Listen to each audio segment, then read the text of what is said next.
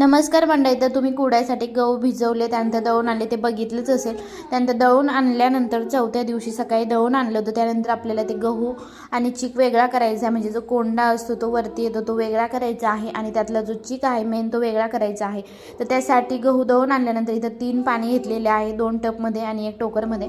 तर 3 पाण्याने आपल्याला गहू धुवायचे आहे, म्हणजे सुरुवातीला एका पाण्याने धुवायचे, नंतर दुसऱ्या पाण्याने आणि तिसऱ्या पाण्याने असं धुवून काढायचं आहे। त्यानंतर मग पुन्हा चाळणीने चाळून घ्यायचं, म्हणजे जे वरती राहतो तो कोंडा वगैरे तो सर्व वरती राहतो। त्यानंतर चाळणीने चाळून घेतल्यानंतर पुन्हा असे कपडा घ्यायचा आहे, टिपला कपडा बांधलेला आहे आणि पुन्हा कपड्याने आपल्याला चाळून घ्यायचा आहे, म्हणजे एकदम आपला जो पाहिजे जो चीक आहे तो वेगळा होतो आणि वरती थोडीफार जरी त्यामध्ये गहू किंवा कोंडा किंवा जे काही असेल ते वेगळं होऊन जाते, एकही कण त्यामध्ये जात नाही।